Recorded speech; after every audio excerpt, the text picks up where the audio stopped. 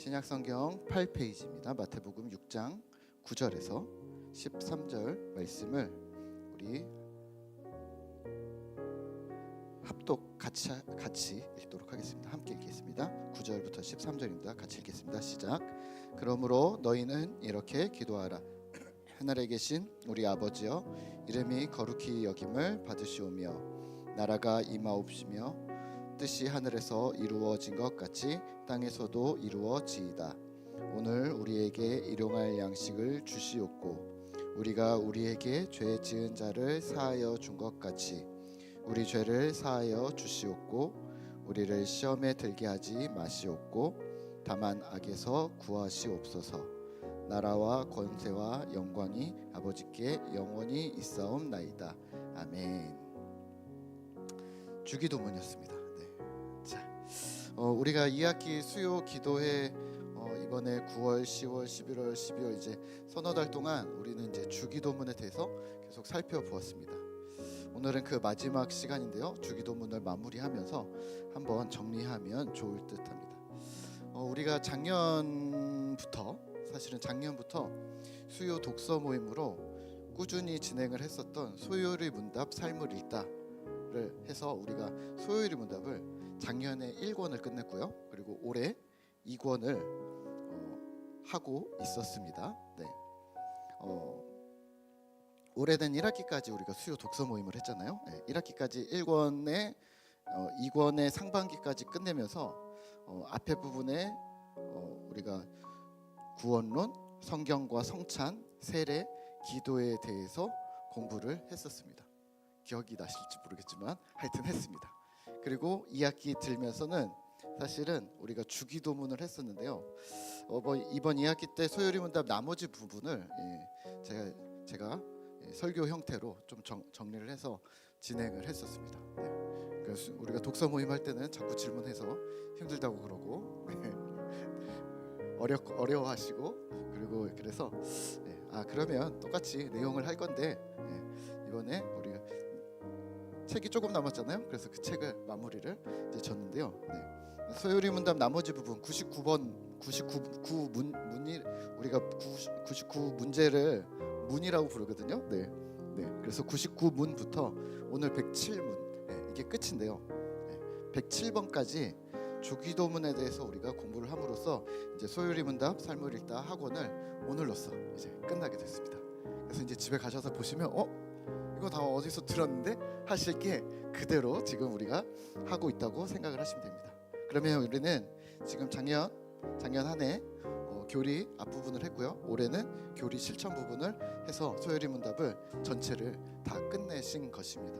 이제 여러분들은 소요리 문답이 아니라 나중에 목사님들이나 장로님들 보는 대요리 문답을 이제 또 공부를 하시면 아주 좋겠다라는 생각을 하고 있는데요. 어찌됐건 소요리 문답을 끝내셨기 때문에 교리를 다 끝내신 거고, 그리고 다른 하이델베르그나 어디서 들은 무슨 문답서나 신앙 고백서들의 가장 근간이 되는 우리 웨스터민스터 신앙 고백서 이 소요리 문답을 끝냈다고 생각하시면 되겠습니다.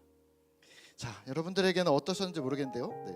교리 공부라는 것이 혹시 어렵고 지루하고 또 우리는 신학을 공부하지 않아서 잘 모른다고 들여다볼 생각을 안 했다면 사실 소요리 문답에 장로교회 교리가 정리되어져 있고요.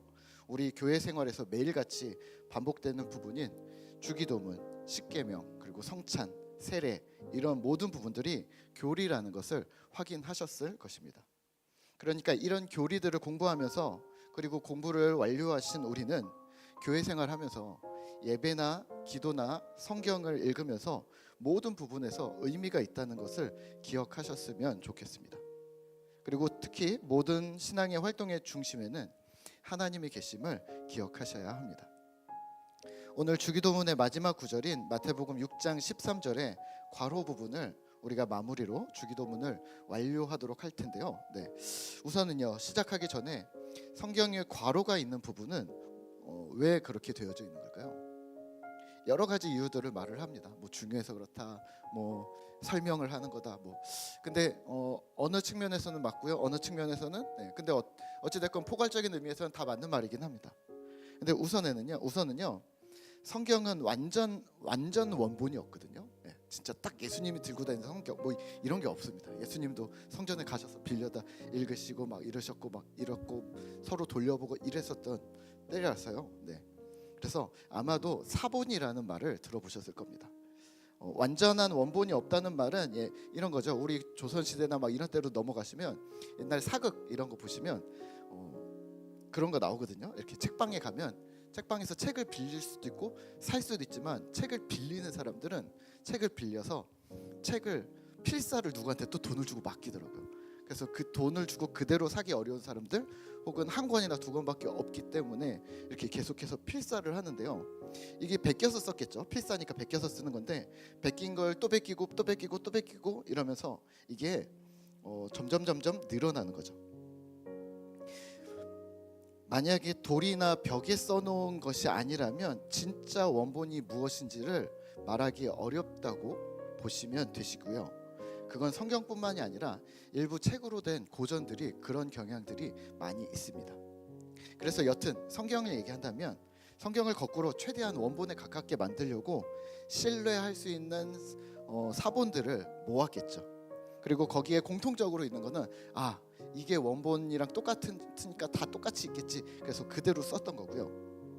그리고 근데 어떤 사본에는 있고 어떤 사본에는 없는 것들이 있을 수 있겠죠. 그 문장이 있겠죠. 그게 바로 괄호입니다. 그래서 누가 쓰다가 은혜 받아서 첨삭을 했을 수도 있고 누가 쓰다가 이거는 이렇게 설명을 하는 게 좋을 것 같아 누가 쓴 거 썼을 수도 있죠. 근데 웬만하면 다 지워버리는데 문맥상 이거 너무 좋다, 이거 너무 우리에게 은혜가 된다, 또는 우리에게 너무 설명이 잘 된다 라고 되는 것들을 괄호 형태로 남겨놓았습니다. 그러니까 괄호를 빼고 읽어도 문맥상 어색하지 않고요, 괄호를 넣고 읽어도 문맥상 어색하지 않은 그런 것들이 있다고 생각하시면 되겠습니다. 그러면 우리가 읽을 때는 어떻게 해야 되냐?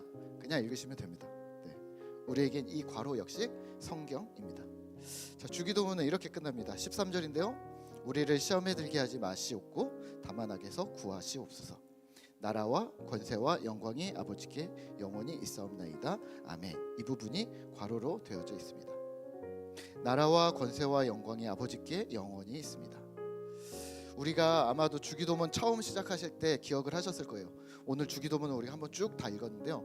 주기도문을 읽으면서 이거는 그냥 기도가 아니라 내가 하나님 앞에 뭔가를 하겠다라는 엄청난 헌신을 담은 기도구나. 하늘에 계신 아버지, 내가 하나님이랑 나랑 아버지구나, 아버지가 내 아버지구나, 나는 그런 믿는 자라는 거구나. 아버지 이름이 거룩히 여김 받으시오며, 그럼 그 거룩히 그냥 하나님이 알아서 거룩이 아니라 내가 무언가를 해드려서 하나님께 그런 헌신이 필요하구나. 나라의 힘 없으며 하나님 나라 알아서 오게 해주세요, 이게 아니라 나도 하나님 나라를 이루기 위해서 힘쓰겠구나. 두 번째 간구인 나라가 임하게 하소서, 이 부분에서 우리가 엄청나게 크게 많이 고민을 많이 했는데요. 그 기도에서 우리가 무엇을 생각했냐면 하나님의 나라가 내 나라를 내 마음대로 오게 못한다는 것이었습니다. 그러니까 우리는 하나님의 나라가 오게 하는 것을 소망을 가지고 이 땅을 하나님 나라로 살아가고, 하나님은 하나님의 때에, 하나님이 원하시는 때에 우리에게 그 나라가 임하게 하신다는 것이죠. 그리고 또 더불어서 나라가 임하게 하소서는 그 나라를 위해서 오늘 내가 여기서 주님의 손과 발이 되겠습니다 라는 고백이라고 했습니다. 하나님의 나라가 임하는데 내가 헌신하겠습니다 라는 기도라고 말씀을 드렸습니다. 자, 그러면 오늘 나라와 권세와 영광이 임하게 하소서, 이게 인간인 우리에게 달려져 있을까요? 아니죠. 우리에게는 권한이 없습니다. 그 권한은 여전히 누구에게 있을까요? 하나님입니다. 인간에게 아무런 권한이 없어요. 그런데 나라와 권세와 영광이 아버지께 영원히 있습니다. 이런 기도를 왜 할까요? 권한이 없음에도 기도를 한다? 무슨 말일까요? 두 가지입니다. 첫째는 하나님께 이 모든 권세와 모든 권력이 하나님께 속했다는 말입니다. 하나님을 찬양하는 겁니다. 그런 하나님을 내가 높입니다 하면서 하나님을 다시 기억하는 겁니다. 하나님을 찬송하고 있습니다. 두 번째는요, 하나님께만 그 권한이 있으니 하나님만이 가능하시오니 나는 하나님만을 섬기겠다는 결단입니다. 다른 곳에 기웃거리지 않고 다른 것에 집중하지 않고 다른 곳에서 무언가 생길까를 우리가 염탐하지 않고 하나님으로부터 오는 권세를 하나님께만 바라겠다는 하나님을 향한 결단입니다. 소요리 문답 마지막 번호인 107문에서는요 이렇게 말합니다. 나라와 권세와 영광이 아버지께 영원히 있사옵나이다 아멘이라는 이 주기도문의 끝부분을 기도할 때 오직 하나님으로부터 용기를 얻을 것, 그리고 우리의 기도에서 나라, 권세 그리고 영광을 그분께 돌리면서 그분을 찬양할 것을 우리에게 가르칩니다. 자, 찬양이라는 말은 이해가 돼요. 근데 용기를 얻을 것, 이 부분이 좀 특이한데요. 기도를 하면서 용기를 얻는다는 말은 무엇일까요?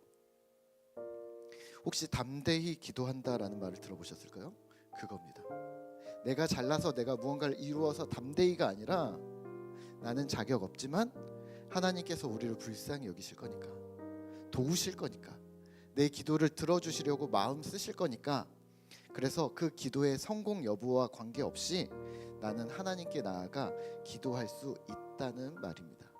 이것을 성경에서는 담대히라고 요한일서는 이야기했고요, 오늘 주기도문에서는 용기, 소요리 문답에서 용기라고 이야기를 하고 있습니다.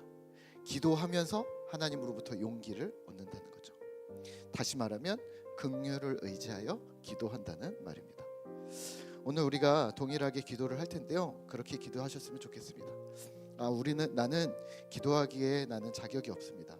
나는 기도할 줄 모릅니다. 기도가 나는 잘 안 됩니다가 아니라 하나님으로부터 용기를 얻어 기도하면서 주의 도우심을 얻는, 그래서 주의 긍휼을 힘입어서 주님께 나아가는 우리 소중한 시간 되시기를 바랍니다. 우리 이 시간에는요, 우리 주기도문을 오늘 우리가 끝났는데요, 주님 큰 영광 받으소서 우리 찬양하면서 하나님께만 모든 것이 있습니다라는 영광을 올려드리는 찬양을 하면서 우리가 기도를 하도록 하죠.